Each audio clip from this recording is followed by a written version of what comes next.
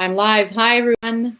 It's Georgia Marantos, and I am going live talking about Unpacking Pandora's Box, Meet the Shadow with Love, a play shop that's coming up April 1 to 3 this year. Very soon, actually. It's not so far away, maybe 3 weeks away.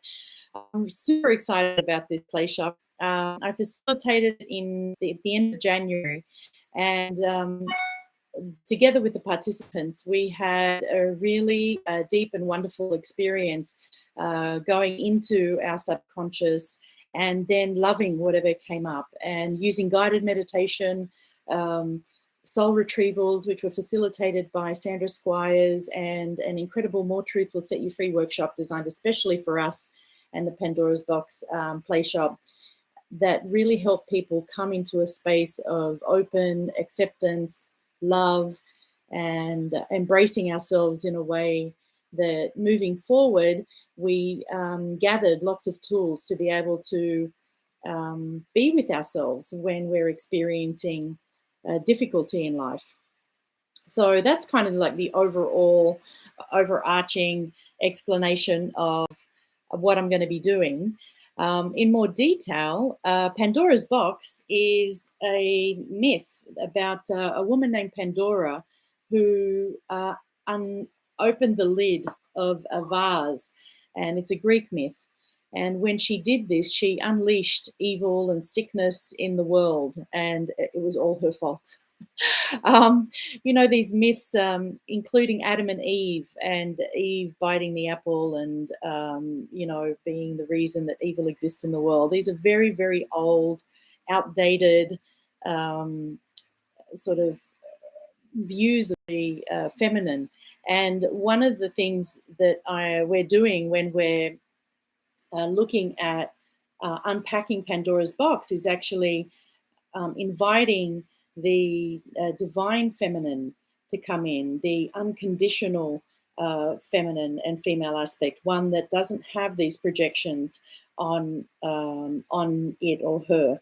And so as we move forward, there's not this heaviness of this, past that puts, a negative spin on what women are here to do and what women have to offer and how we are in the world. We're not the reason that there is evil, that being in our bodies and being sexually attractive and being present and being open and sensual people doesn't mean that it creates evil in the world. It means we are present, that we're self-empowered, and not only that, but looking at our own personal. So that's kind of looking at the general, but looking at the personal, where what kind of so evil being shadow, and looking at our own personal shadow elements, looking at the thoughts and feelings that we have within our own being that create distress in ourselves. So this is separate to what the world is dealing with the way it views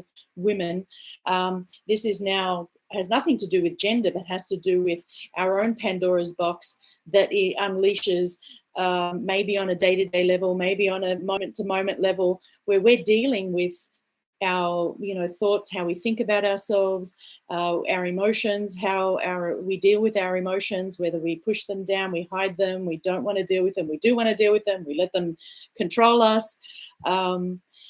It's a fascinating process, and I'm learning as I'm doing. So we had a wonderful time in January, and we went very deep, and we touched in emotions like fear, like anger. We shared experiences, and because the group is small, there'll be maximum 10 people, but I'm hoping anywhere between 8 and 10, so that there's enough time for everybody to share, for everybody to feel heard and held.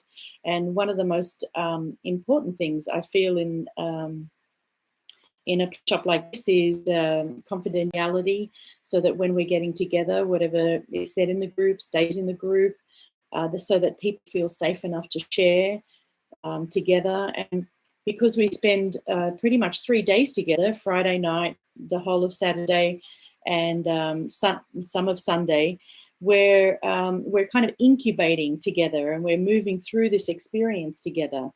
And you know, as we're participating, there isn't one person who's doing more than the other. And even me as the facilitator, I'm moving with everybody in the same way. I'm dealing and still looking at my shadow, and, you know, learning and practicing, putting in tools to help myself open up to more love and more love and more love, because, right, love is the answer.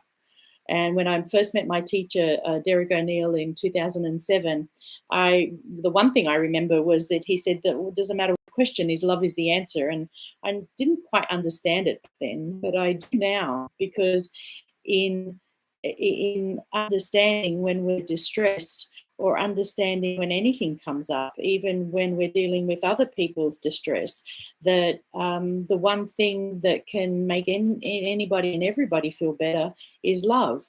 And even if it's not being accepted out there, you can certainly accept it for yourself.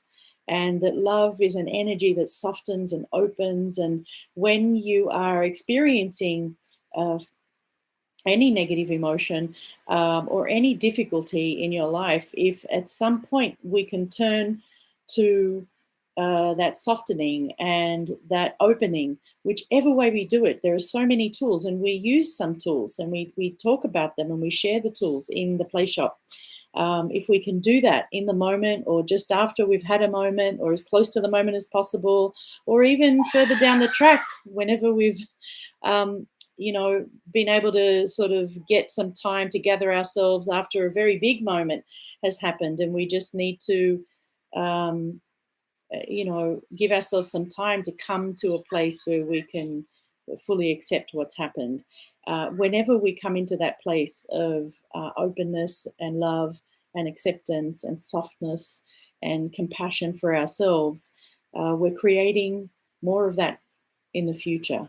And we're also relieving the stress in our nervous system, and, you know, really doing something for ourselves. And then the ripple effect of that is that we're doing something for the rest of the world without really having to physically do anything for the rest of the world.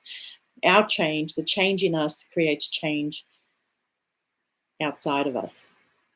So that's my motivation. That's been my motivation for creating this wonderful PLayshop.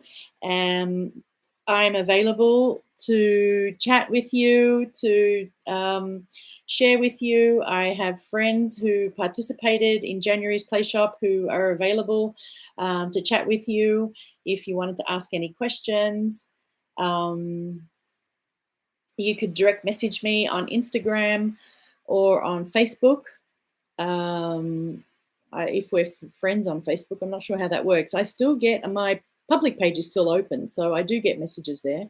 Or you can contact me via my website. And on my website, georgiamarantos.com, you can email me, or georgiamarantos@gmail.com is my email. So I hope to see you, or I hope to see you in April. And if you have any other questions, we'll chat. Thanks very much for listening. Bye, everyone.